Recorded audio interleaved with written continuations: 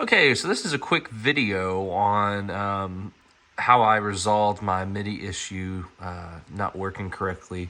At the bottom left hand here, under MIDI controller, it had NA, and I didn't see any MIDI over here, any MIDI devices.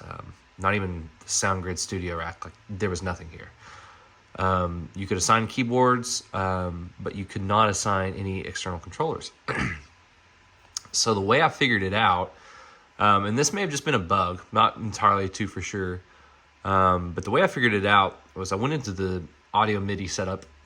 I went over to Window and Show MIDI Studio, and here it shows all of your devices. And underneath Wave Sound Grid, started here. I went ahead and assigned on my out and my in the APC 40 Mark II. It's really easy, and I can show you real quick underneath SuperRack. You just click plus and then assign whatever device you want it to do. Hit cancel because obviously I don't need to do it. After that, it worked great, and then it tied also up here. So yeah, after I did that, close this out. After I did that, I went back under the MIDI controller and just started assigning all the buttons. Right off the bat, I noticed, though, that the MIDI in was populating, and so was the MIDI out. The nice thing about this is it plays well with other programs. Other programs can listen to it. Even though I'm having it pointing, per se, it's working great. So if I click on my controller here to the second button, it changes the snapshot there.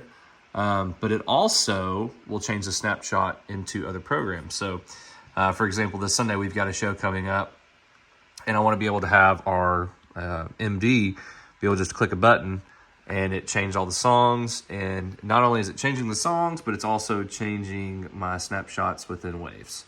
And it's all synced, it's all tied together. So everything's working great.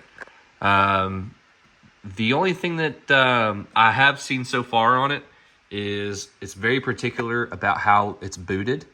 So I've discovered that I have to boot the console, then SuperRack, then my tracks program. Actually, right off the bat, plug in the controller, then boot the console, then boot SuperRack, then boot the other program for the tracks that we're using. Or it, for some reason, will not recognize. Now, I don't know if this is a bug on my system or if other people are having this issue, but that's how I figured it out. That's how it's working for me. Maybe you found yourself not having your MIDI to be able to work, but hopefully this video may help you. Again, just go to your audio MIDI setup, Window, Show MIDI Studio, find it, tie it. I think that'll help you out.